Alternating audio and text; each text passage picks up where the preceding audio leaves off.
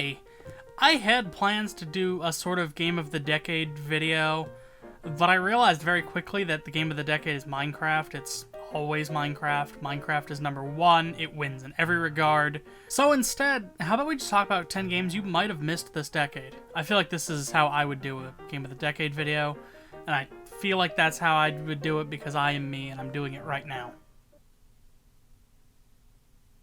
I didn't write this intro, and you can tell.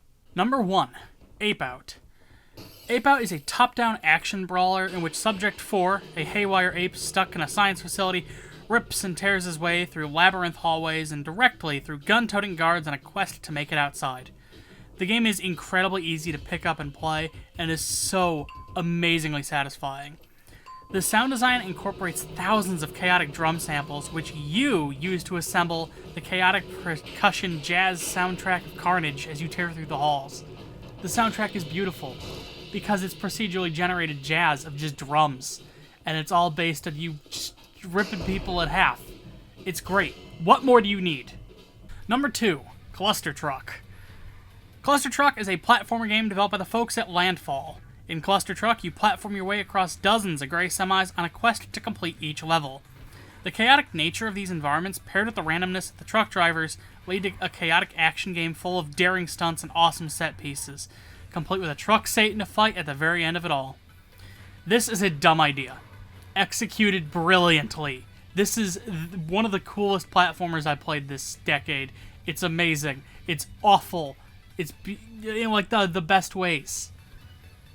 I'm going to say, though, I highly recommend getting it on PC over consoles because you get more, precision with this thing, with this bad boy. Number 3, Robot Roller Derby Disco Dodgeball. Robot Roller Derby Disco Dodgeball is exactly what it sounds like, and if it doesn't excite you from just name alone, I'm sorry. I can't help you. Nobody can help you. This is an arena shooter, kind of. You pick up dodgeballs scattered around the arenas and try to hit your opponents, with the added twist that you get points based on how flashy of a trick shot you pull off. Sure, you could just go for a normal throw or a normal catch, but that's not really worth it. If someone's throwing the dodgeball at you, jump up, catch it, throw it at the wall, bounce it back, catch it, slam dunk it into the next guy. Go nuts. 360. You get bonus points for doing a 360. It's great. There's this crazy satisfying risk and reward interplay. A simpler shot is a lot harder to intercept, but gives you fewer points. But if you go for the flashy trick shot, there is a lot more to set up and you don't have much time to do it. I can't recommend Robot Roller Derby Disco Dodgeball enough. I was sold from just the name, and then everything inside of it just was so much cooler. I did a review of that game earlier this year, I think. Card. Is this where the card is? I don't know. Number 4, One Finger Death Punch. I can't stress this enough. This game is exhilarating. It's just 2 buttons, but it does so much with so little. This game is incredibly flashy. Everything you pull off feels amazing. The sound design, the atmosphere, the actual rhythm and gameplay of it is phenomenal. One Finger Death Punch is almost rhythm-esque. Enemies pile on in the hundreds from left and right, and you have to quickly dispatch them pretty much in the order that they appear. Suffice to say, One Finger Death Punch is almost a kung fu movie in fast forward, and pulling it off, especially in a level where you don't get hit, just feels amazing. Silver Dollar Games might have gotten their start with weird, obscure Xbox shovelware like No Luca No, but they really found their home and made it everything they could. This is a phenomenal game from people with not a fantastic budget. They even did a sequel. I've heard it's even better.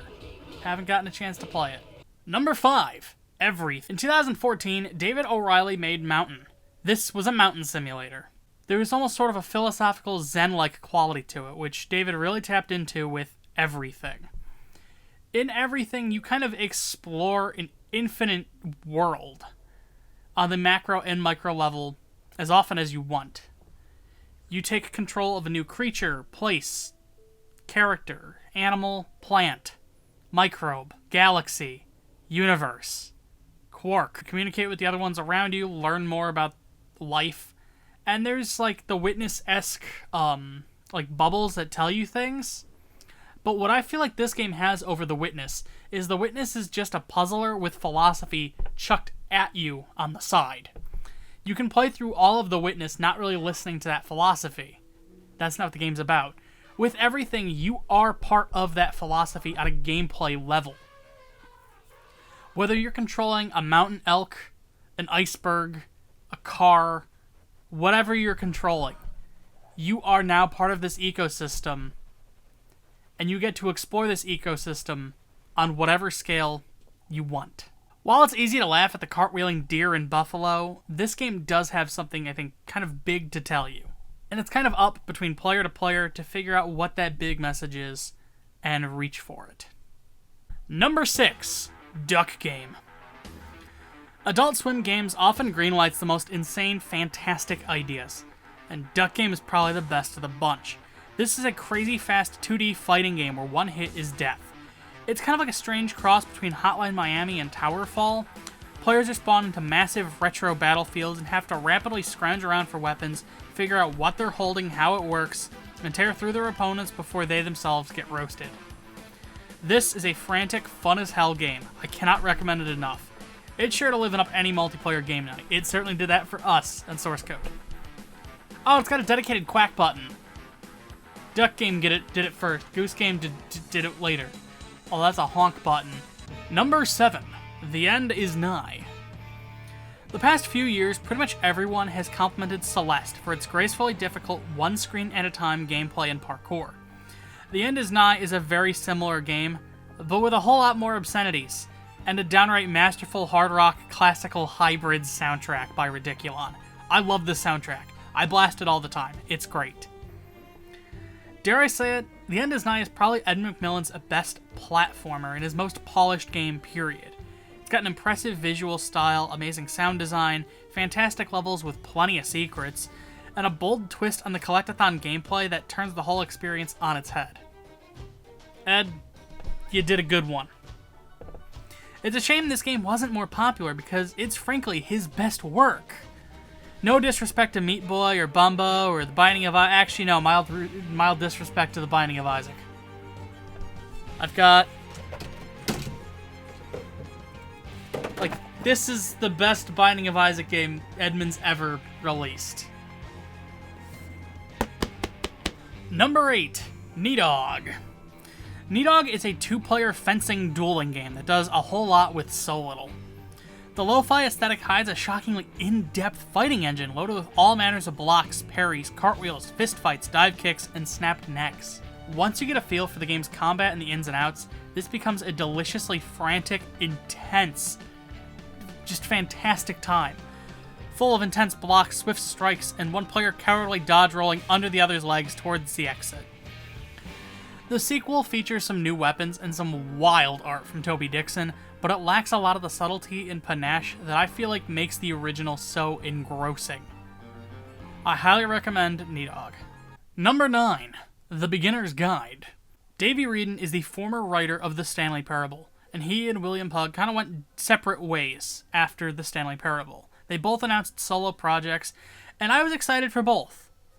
Pugg's solo title, Dr. Landeskov, the Tiger, the Terribly Cursed Emerald, the Whirlwind Heist, was more or less a 5-minute trailer for the types of games he would go on to make in Crows, most of which contained Justin Roiland for some reason. But I feel like Wreden's solo title is really the icing on the cake here. The Beginner's Guide packs a lot more heart, and it told a story about abusing one's own muse and kind of the repercussions of it that I love dearly. The character of Coda delivers a very perfect thrashing to Wreden's nosiness and prying into his private life that feels incredibly real and so heart-wrenchingly relatable. And the tragic flaws of Wreden as a character in his own story are very fun to pick and tear at, trying to uncover the game's deeper meaning. This is an incredibly engrossing story that's just impossible to dismiss. A lot of people have thrown around the likes of Emily is Away, Hypnospace Outlaw, and Gone Home when it comes to deep games this decade, and I'm so glad this genre has become, a genre in its own right. These are some of my favorite games on Steam. But not many people have talked about The Beginner's Guide since it launched. And it's such a really interesting character study and a character analysis that I'd willingly write a whole essay about it. This is just fantastic on all accounts. And now, before we get to the actual number 10, a few honorable mentions. Blitz review style. Letter A, Eversion HD. While the original release came out in 2009, it's more or less purged from the internet unless you know exactly where to look. Eversion is a delightful puzzle platformer with a big secret. I'm a big fan of this one. Letter B, N++. One of the most feature-complete platformers on the market, N++ offers up thousands of handcrafted levels and gameplay, perfected over the better part of a decade and a half. Huge props to Metanet Software. I've been a fan for years, since like 2007. Not really an underrated gem, it got plenty of accolades at launch, but it's still worth mentioning. Letter C, Screen Cheat. A crazy fun party FPS in which you peek at your opponent's screens to figure out where they are. Spent a lot of time with this one with friends. It's a stellar experience through and through. I recommend it the most on the Switch though because it has an HD texture pack that makes the game look phenomenal. Letter D, Tabletop Simulator. I am so glad someone looked at Uno and said, man, if only I could play this online with my friends and spawn a big iPod and throw things. Letter E, Amazing Frog. The closest thing that Ouya ever had to a killer app. Amazing Frog is such an amazing game. Oh, and it's on Steam. It is still getting updates. Letter F, Mother Gunship. Last honorable mention, it's a stupid fun bullet hell roguelike ballet with a charming little plot and plenty of oversized firearms to gawk at. Again, a little too popular to just be an underrated game, especially given how new the game is, but I couldn't not mention Mother Gunship. Play it. And now, number 10, Wreckfest. I'm not particularly fond of driving games. I don't geek out about my car. It gets me from point A to point B as long as I keep fuel in the tank and take it to the dealer every half a year or so. Mario Kart is kind of what I like out of a driving game. It's fun, it's lightweight, it's quirky, it's great. I don't really care for things like Need for Speed. Wreckfest was a pretty shocking exception, and it made a case for itself the moment Bugbear shut off its physics model. Watching a car get twisted up inside a giant machine had me enamored with the game from minute one. It's amazing that they're doing this with soft body physics models. It's so far my only dedicated driving game on Steam aside from things like Turbo Dismount. I mean, if you want to count Grand Theft Auto, I don't. I don't even count Grand Theft Auto as a game, so I don't know. Wreckfest, though. The final game's physics model is a lot more realistic than the more putty-esque destruction from the prototypes. The driving feels very much like one of those hard-to-master sorts of games, and the actual vehicle upgrading is incredibly meaningful as you'll be taking on a wide variety of track types, and every little adjustment might make or break your chance at the next race. This is a game from people who have a strong admiration for physics, and I love it. I've said it a million times in this video, can't recommend enough. Wreckfest. So those are my 10. 16 underrated games of the decade. Give them a shot if you haven't. If you've tried them before, if you've had any other underrated gems from the last 10 years, let me know in a comment. Thanks for putting up with my nonsense for the past decade. It truly does mean a lot to me. Happy holidays. Thank you. Until next time, I'll see you around.